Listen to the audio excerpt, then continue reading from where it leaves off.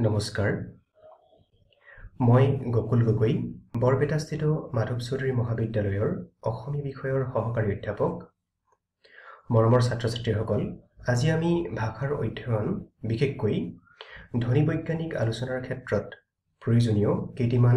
প্ৰাথমিক ধাৰণা সম্পৰ্কে তোমালোকৰ সৈতে আলোচনা কৰিম আমি জানো যে ভাষাৰ চাৰিটা উপাদান আছে হেয়া হৈছে ধ্বনি ৰূপ বাক্য আৰু অৰ্থ ইয়াৰে ধ্বনি সম্পৰ্কে বিজ্ঞানসন্মতভাৱে অধ্যয়ন কৰা ভাষা বিজ্ঞানৰ শাখাটোই হৈছে ধ্বনি বিজ্ঞান এতিয়া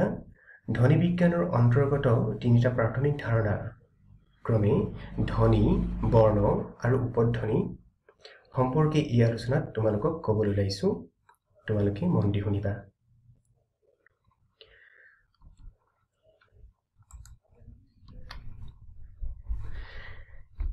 আমাৰ এই আলোচনাটি যুগুত কৰাৰ তিনিটা মূল লক্ষ্য আৰু উদ্দেশ্য আছে হেয়া হৈছে প্ৰথমে ধ্বনি বৰ্ণ আৰু উপধ্বনিৰ সাধাৰণ ধাৰণা জ্ঞাপন কৰা দ্বিতীয়তে ধ্বনি বৰ্ণ আৰু উপধ্বনিৰ বৈশিষ্ট্যসমূহৰ বিষয়ে আলোচনা কৰা তৃতীয়তে ধ্বনি বৰ্ণ আৰু উপধ্বনিৰ সম্পৰ্ক আৰু পাৰ্থক্য সম্পৰ্কে আভাস দাঙি ধৰা গতিকে এই তিনিটা দিশ সম্পৰ্কে তোমালোকে এই আলোচনাৰ যোগেদি কিছু ধাৰণা লাভ কৰিব পাৰিবা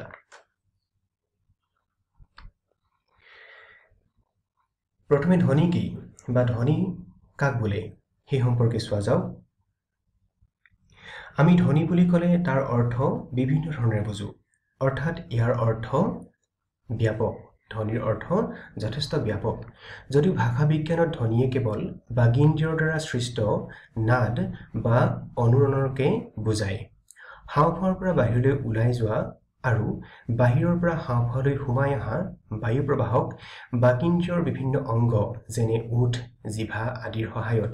নিয়ন্ত্ৰণ তথা ৰোধ কৰাৰ ফলত শ্ৰুয়মান যিবোৰ নাদ বা অনুৰণনৰ সৃষ্টি হয় তাকে ধ্বনি বা বাকধ্বনি বোলা হয় ডেভিড ক্ৰিষ্টেলে তেখেতৰ ডিকচনেৰী অফ লিংগুইষ্টিক্স এণ্ড ফনেটিক্স নামৰ গ্ৰন্থত কৈছে যে ধ্বনি হ'ল ভাষা বিজ্ঞানৰ অন্তৰ্গত বিষয় ই বাক্যত ব্যৱহাৰ হোৱা আটাইতকৈ ক্ষুদ্ৰ অনুভৱক্ষম পৃথক একক অৰ্থাৎ আমি বাক্যৰ অন্তৰ্গতভাৱে বিভিন্ন ধ্বনি উচ্চাৰণ কৰোঁ সেই ধ্বনিবোৰ এটাৰ পাছত আনটো খাপ খুৱাই কিছুমান অৰ্থ প্ৰকাশক শব্দ আৰু পদ সৃষ্টি কৰোঁ আৰু সেই শব্দ আৰু পদবোৰ যথাস্থানত ব্যৱহাৰ কৰি মনৰ ভাৱ সম্পূৰ্ণকৈ প্ৰকাশ কৰোঁ আমি মনৰ ভাৱ প্ৰকাশ কৰা ভাষাৰ আটাইতকৈ বৃহৎ উপাদানটোৱে হৈছে বাক্য সেয়ে তেওঁ কৈছে যে ই অৰ্থাৎ ধ্বনি হ'ল বাক্যত ব্যৱহাৰ হোৱা আটাইতকৈ ক্ষুদ্ৰ অনুভৱক্ষম পৃথক একক এতিয়া বাগিন্দ্ৰিয়ৰ দ্বাৰা সৃষ্ট নাদসমূহ ধ্বনি হিচাপে স্বীকৃতি পাবলৈ হ'লে ধ্বনিৰ কেতবোৰ নিৰ্দিষ্ট লক্ষণ থাকিব লাগিব এতিয়া সেই লক্ষণসমূহ কি প্ৰথমে ধ্বনিসমূহ বাগিন্দ্ৰিয়ৰ দ্বাৰা উচ্চাৰিত হ'ব লাগিব দ্বিতীয়তে ধ্বনিসমূহ ভাষাত ব্যৱহাৰ হ'ব লাগিব আৰু তৃতীয়তে ধ্বনিসমূহ ক্ষুদ্ৰতম অনুভৱক্ষম বা শ্ৰুয়মান সংকেত হ'ব লাগিব উদাহৰণস্বৰূপে এই বাক্যটো চোৱা বাক্যটো হৈছে মই ভাষাৰ ছাত্ৰ এই বাক্যটোত ব্যৱহৃত ধ্বনিসমূহ কি ইয়াত ম ই ভ আ খ আ ৰ চ আ ত ৰ অ ইয়াত মুঠতে 12টা ধ্বনি আমি পাইছো এই আটাইবোৰ ধ্বনিয়েই বাগিন্দ্ৰিয়ৰ দ্বাৰা উচ্চাৰিত আৰু প্ৰতিটোৱেই একোটা ক্ষুদ্ৰতম অনুভৱক্ষম শ্ৰুয়মান একক ইয়াৰ পৰৱৰ্তী আমি বৰ্ণ সম্পৰ্কে চাওঁ আহা এতিয়া বৰ্ণ মানে কি বৰ্ণ হৈছে কোনো এটা ভাষাত উচ্চাৰিত ধ্বনিসমূহৰ পৰা একে গুণবিশিষ্ট ধ্বনিসমূহক বৰ্ণবিজ্ঞানৰ সুনিৰ্দিষ্ট নিয়ম অনুসৰি চিনাক্ত কৰি একোটা গোটত অন্তৰ্ভুক্ত কৰা হয় এনেদৰে বিচাৰ কৰা সমগোত্ৰীয় ধ্বনিক বিশিষ্ট ধ্বনি বা বৰ্ণ বোলে অৰ্থাৎ কোনো এটা ভাষাত বিভিন্ন ধ্বনি উচ্চাৰিত হয় সেই ধ্বনিসমূহৰ পৰা একে গুণ থকা ধ্বনিসমূহক অৰ্থাৎ একে উচ্চাৰণৰ স্থানত আৰু একে ধৰণৰে উচ্চাৰিত ধ্বনিসমূহক বৰ্ণ বিশ্লেষণৰ নিৰ্দিষ্ট নিয়মেৰে চিনাক্ত কৰি বা বাছি উলিয়াই একোটা গোটত অন্তৰ্ভুক্ত কৰা হয় আৰু এনেদৰে বিশ্লেষণ কৰি উলিওৱা সমগোত্ৰীয় বা সদৃশ ধ্বনি বা ধ্বনি সমষ্টিক বৰ্ণ বা বিশিষ্ট ধ্বনি বোলে ডেনিয়েল জোনছৰ মতে বৰ্ণ পৰস্পৰ সম্পৰ্কযুক্ত ধ্বনিৰ একোটা পৰিয়াল অৰ্থাৎ এটা বৰ্ণৰ অন্তৰ্গতভাৱে একাধিক ধ্বনি থাকিব পাৰে গ্লিচনৰ মতে বৰ্ণ হৈছে কথিত ভাষাৰ ক্ষুদ্ৰতম একক আৰু ইয়াৰ দ্বাৰা এটা শব্দৰ পৰা আন এটা শব্দ পৃথক কৰিব পাৰি অৰ্থাৎ একে পৰিৱেশযুক্ত এটা ধ্বনিৰ ঠাইত আন এটা ধ্বনিৰ ব্যৱহাৰ কৰিলে অৰ্থৰ পাৰ্থক্য ঘটে আৰু সেই অনুসৰি আমি শব্দসমূহ পৃথক বুলি ধৰিব পাৰোঁ এতিয়া কোনো এটা ধ্বনিগোট বৰ্ণ হিচাপে স্বীকৃতি পাবলৈ হ'লে ইয়াৰো নিৰ্দিষ্ট কেতবোৰ লক্ষণ থাকিব লাগিব প্ৰথমতে প্ৰত্যেকটো গোটেই পাৰস্পৰিকভাৱে পৃথক হ'ব লাগিব অৰ্থাৎ ইয়াৰ অৰ্থ হৈছে প্ৰতিটো শব্দৰে প্ৰতিটো বৰ্ণৰে উচ্চাৰণগত পাৰ্থক্য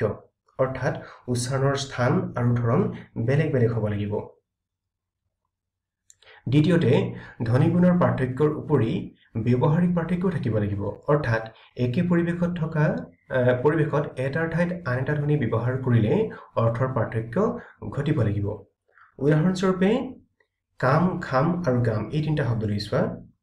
কাম খাম আৰু গাম এই তিনিটা শব্দত থকা একে আম পৰিৱেশত ক খ আৰু গ এই তিনিটাৰ পাছত থকা আম পৰিৱেশত ক খ আৰু গ ধ্বনিৰ প্ৰয়োগৰ ফলত ক্ৰমে কাম খাম আৰু গাম এই তিনিটা সুকীয়া অৰ্থবাচক শব্দৰ সৃষ্টি হৈছে অৰ্থাৎ একে পৰিৱেশত ক খ আৰু গ তিনিটা সুকীয়া বৰ্ণৰ প্ৰয়োগে অৰ্থৰ পাৰ্থক্য ঘটাইছে অন্য ভাষাত এই শব্দকেইটাত থকা ক খ আৰু গ এই তিনিওটা ধ্বনিৰ উচ্চাৰণ ধ্বনিগুণৰ ফালৰ পৰা পৃথক প্ৰতিটো ধ্বনিৰ পাছৰ আম পৰিৱেশটোত ইয়াৰ এটাৰ ঠাইত আনটো ব্যৱহাৰ কৰাৰ ফলত তাৰ পাৰ্থক্য মাতৃভাষী শ্ৰোতাৰ কাণত বাজি উঠিছে অৰ্থাৎ আমাৰ কাণত স্পষ্টকৈ বাজি উঠিছে ইয়াৰ পাৰ্থক্য আৰু লগতে অৰ্থৰ পাৰ্থক্য প্ৰতিপন্ন হৈছে গতিকে এই তিনিওটা ধ্বনিয়েই অসমীয়া ভাষাৰ বিশিষ্ট ধ্বনি বা বৰ্ণ এতিয়া বৰ্ণৰ আলোচনাৰ ক্ষেত্ৰত তোমালোকে মনত ৰাখিবা যে বৰ্ণ হৈছে সদৃশ ধ্বনিৰ একোটা গোট অৰ্থাৎ এটা বৰ্ণৰ মাজত সদৃশ একাধিক ধ্বনি থাকিব পাৰে সেই গোটটোত থকা সদৃশ ধ্বনিসমূহক অৰ্থাৎ ধ্বনিগত বিচিত্ৰতাক উপধ্বনি বোলে বৰ্ণৰ অন্তৰ্গত সকলো উপধ্বনি একেলগে উচ্চাৰিত নহয় তাৰে যিকোনো এটাহে বিশেষ পৰিৱেশত উচ্চাৰিত হয় বৰ্ণৰ অন্তৰ্গত যিটো উপধ্বনিৰ ব্যৱহাৰ বেছি আৰু ধ্বনিগুণ বেছি স্পষ্ট সেই উপধ্বনিটোৰ উচ্চাৰণৰ নিচিনাকৈ বৰ্ণটোৰ উচ্চাৰণ নিৰ্ণয় কৰা হয় গতিকে এই ক্ষেত্ৰত মনত ৰাখিবা যে বৰ্ণ উচ্চাৰিত নহয় বৰ্ণৰ অন্তৰ্গত উপধ্বনিবোৰহে উচ্চাৰিত হয় এতিয়া তলৰ উদাহৰণটোলৈ মন কৰা ইয়াত আমি দুটা শব্দ লৈছো পাল আৰু ছাপ প্ৰথমে পাল শব্দটোলৈ মন কৰা ইয়াত তিনিটা ধ্বনি আছে প আ আৰু ল আৰু ছাপ শব্দটো সেইদৰে তিনিটা ধ্বনি আছে ছ আ আৰু প এই শব্দ দুটাত ভিন্ন উচ্চাৰণযুক্ত দুটা পধ্বনি পোৱা গৈছে প্ৰথমতে পাল শব্দটোৰ এটা পধ্বনি পাইছো আৰু ছাপ শব্দটো শেষত বহা এই পধ্বনিটো পাইছো প্ৰথম শব্দৰ পধ্বনিটো উচ্চাৰণ কৰোঁতে ভিতৰৰ পৰা ওলাই অহা বায়ু প্ৰবাহক দুই ওঠৰ সহায়ত আমি ৰোধ কৰিছো তাৰ পাছত ছাপযুক্ত সেই বায়ু প্ৰবাহক হঠাতে এৰি দি আমি স্ফুটন ঘটাই সেই পধ্বনিটো আমি উচ্চাৰণ কৰিছো আনহাতে দ্বিতীয় পধ্বনিটো উচ্চাৰণলৈ তোমালোকে মন কৰিবা এই পধ্বনিটো উচ্চাৰণ কৰোঁতে বাহিৰলৈ অহা বায়ু প্ৰবাহক দুই ওঠেৰে সম্পূৰ্ণ ৰোধ কৰা হৈছে এই পধ্বনিটো উচ্চাৰণ কৰোঁতে আমি স্ফুটন ঘটাই আমি উচ্চাৰণ কৰা নাই ইয়াৰ উচ্চাৰণ সম্পূৰ্ণ অস্ফুট গতিকে প এই বৰ্ণটোৰ দুটা উপধ্বনি আমি পাইছো প প্ৰথমটো প আৰু দ্বিতীয়টো প আমি ইয়াৰ তলত আণ্ডাৰলাইন কৰি দেখুৱাইছো গতিকে এই ধ্বনি দুটাক প বৰ্ণটোৰ উপধ্বনি বোলে তোমালোকে মন কৰিবা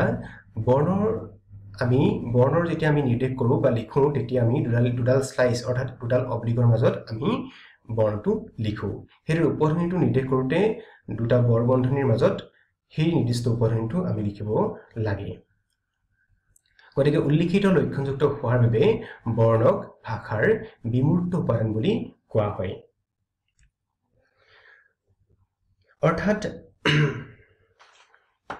অৰ্থাৎ বৰ্ণ যে উচ্চাৰিত নহয় ইয়াৰ অন্তৰ্গত উপধ্বনিবোৰহে নিৰ্দিষ্ট এটা বিশেষ পৰিৱেশত উচ্চাৰিত হয় সেইবাবে উপধ্বনিক ভাষাৰ বিমূৰ্ত উপাদান বুলি কোৱা হয় এতিয়া আমি উপধ্বনি সম্পৰ্কে চাওঁ উপধ্বনি হৈছে বৰ্ণৰ ব্যৱহাৰিক ৰূপ বা শ্ৰুয়মান ৰূপ আমি ইতিমধ্যে তোমালোকক কৈছো যে বৰ্ণ উচ্চাৰিত নহয় ইয়াৰ অন্তৰ্গত উপধ্বনিবোৰৰহে যিকোনো এটা বিশেষ পৰিৱেশত উচ্চাৰিত হয় বা ব্যৱহাৰ হয় সেইবাবে উপধ্বনিক বৰ্ণৰ ব্যৱহাৰিক ৰূপ বা শ্ৰুয়মান ৰূপ বোলা হয় এতিয়া উদাহৰণস্বৰূপে তোমালোকে এটা শব্দলৈ মন কৰা সেই শব্দটো হৈছে তাত তত আকাৰে টা দন্তীয় ত তাত এই তাত শব্দটোৰ প্ৰথম তৰ ঠাইত দ্বিতীয় তটো ব্যৱহাৰ হ'ব নোৱাৰে অৰ্থাৎ দুইটা তধ্বনিয়ে নিৰ্দিষ্ট স্থানত প্ৰয়োগ হ'ব লাগিব প্ৰথম তধ্বনিৰ উচ্চাৰণো বেলেগ অলপ দ্বিতীয় তধ্বনিৰ উচ্চাৰণটো অলপ বেলেগ দুইটা ধ্বনিৰ মাজত উচ্চাৰণৰ সামান্য প্ৰভেদ আছে যদিও দুইটাৰ মাজত বিৰোধ নঘটে আৰু ইহঁত সদায় পৰিপূৰক স্থানত প্ৰয়োগ হয় অৰ্থাৎ নিৰ্দিষ্ট স্থানত প্ৰয়োগ হয় এনেদৰে বিৰোধ নথকা আৰু পৰিপূৰক স্থানত প্ৰয়োগ হোৱা ধ্বনিসমূহক এটা ধ্বনিগোটত অন্তৰ্ভুক্ত কৰি বৰ্ণ বুলি চিনাক্ত কৰা হয় আৰু বৰ্ণৰ অন্তৰ্গত উপধ্বনিকেইটাক সেই বৰ্ণটোৰ উপধ্বনি বোলে গতিকে অসমীয়া ভাষাত ত বৰ্ণটোৰ দুটা উপধ্বনি আছে এই প্ৰথমতে এইটো ত ইয়াত আমি আণ্ডাৰলাইন কৰি দেখুৱা নাই আৰু দ্বিতীয়টো হৈছে আণ্ডাৰলাইন কৰি দেখাইছো এইটো গতিকে এটাৰ উচ্চাৰণ হৈছে স্ফুট আৰু আনটো হৈছে অস্ফুট আৰু তধ্বনিৰ আমি দুটা উপধ্বনি পাইছো এতিয়া উপধ্বনিৰ প্ৰধান বৈশিষ্ট্যসমূহ কি সেই সম্পৰ্কে চোৱা প্ৰথমে উপধ্বনিসমূহ বৰ্ণৰ ব্যৱহাৰিক ৰূপ তথা শ্ৰুয়মান ৰূপ দ্বিতীয়তে বৰ্ণৰ অন্তৰ্গত উপধ্বনিসমূহৰ মাজত ধ্বনিগুণৰ সাদৃশ্য থাকিব লাগিব তৃতীয়তে উপধ্বনিসমূহ পৰস্পৰৰ পৰিপূৰক হ'ব লাগিব অৰ্থাৎ ইহঁতৰ প্ৰয়োগৰ স্থান নিৰ্দিষ্ট হ'ব লাগিব আৰু শেষত উপধ্বনিসমূহৰ মাজত কেতিয়াও বিৰোধ নঘটে ইয়াৰ পৰৱৰ্তী আমি চাওঁ ধ্বনি বৰ্ণৰ উপধ্বনিৰ সম্পৰ্ক আৰু পাৰ্থক্য এতিয়া সম্পৰ্ক কি সেই সম্পৰ্কে চোৱা প্ৰথমে ধ্বনি বৰ্ণৰ উপধ্বনি তিনিওটাৰ মূল বাগিন্দ্ৰৰ দ্বাৰা উচ্চাৰিত আৰু ভাষাত ব্যৱহৃত হোৱা নাদ হ'ব অৰ্থাৎ বাগিন্দ্ৰৰ দ্বাৰা উচ্চাৰিত আৰু ভাষাত ব্যৱহৃত শ্ৰুয়মান নাদ বা অনুৰণনবোৰেই হৈছে ধ্বনি বৰ্ণ আৰু উপধ্বনি সম্পৰ্কীয় আলোচনাৰ মূল দ্বিতীয়তে ধ্বনিক বাদ দি বৰ্ণ নিৰ্ণয় কৰিব নোৱাৰি অৰ্থাৎ ধ্বনিৰ পৰাহে আমি বৰ্ণ চিনাক্ত কৰি উলিয়াব লাগে একেদৰে উপধ্বনিক বাদ দিলেও বৰ্ণৰ অস্তিত্ব নাথাকে কাৰণ উপধ্বনিসমূহ হৈছে বৰ্ণৰ ব্যৱহাৰিক ৰূপ বা শ্ৰুয়মান ৰূপ আৰু ইহঁতৰ মাজত পাৰ্থক্য কি সেই সম্পৰ্কে চোৱা প্ৰথমে ধ্বনি বুলিলে বাগিন্দ্ৰৰ দ্বাৰা উচ্চাৰিত সকলো বাগধ্বনিকে বুজায় ভাষাত ব্যৱহৃত বাগিন্দ্ৰৰ দ্বাৰা সৃষ্ট সকলো বাগধ্বনিকে আমি ধ্বনি বুলি কওঁ ধ্বনিৰ বিশিষ্ট অবিশিষ্ট বুলি কোনো ভাগ নাথাকে আনহাতে বৰ্ণ হৈছে সদৃশ ধ্বনিৰ একোটা গোট ইয়াত কেৱল বিশিষ্ট ধ্বনিবোৰকহে বৰ্ণ বুলি ধৰা হয় আনহাতে উপধ্বনিয়ে ভাষাত উচ্চাৰিত হোৱা অবিশিষ্ট ধ্বনিসমূহকে বুজায় দ্বিতীয়তে ইহঁতৰ মাজত পাৰ্থক্য হৈছে ধ্বনিৰ প্ৰত্যেকৰে উচ্চাৰণাত্মক শ্ৰুয়মান ৰূপ আছে বৰ্ণ উচ্চাৰিত নহয় আমি ইতিমধ্যে কৈছো ইহঁতৰ বিমূৰ্ত ৰূপ বৰ্ণৰ অন্তৰ্গত উপধ্বনিসমূহে উচ্চাৰিত হয় উপধ্বনিসমূহৰো আকৌ নিজস্ব শ্ৰুয়মান বাস্তৱ ৰূপ আছে যদিও ইহঁতৰ প্ৰত্যেকৰ উচ্চাৰণৰ নিজা বৈশিষ্ট্যও আছে গতিকে আমি ইমান পৰে ধ্বনি বৰ্ণ আৰু উপধ্বনি সম্পৰ্কে কিছু কথা আলোচনা কৰিলো আশা কৰিছো তোমালোকে ইয়াৰ জৰিয়তে এই সম্পৰ্কে কিছু ধাৰণা লাভ কৰিব পাৰিলা পৰৱৰ্তী আমি ভাষাৰ আলোচনাৰ সৈতে জড়িত আন কিছুমান দিশৰ বিষয়ে আলোচনা কৰিম গতিকে সকলো ঘৰতে থাকা নিৰাপদে থাকা ধন্যবাদ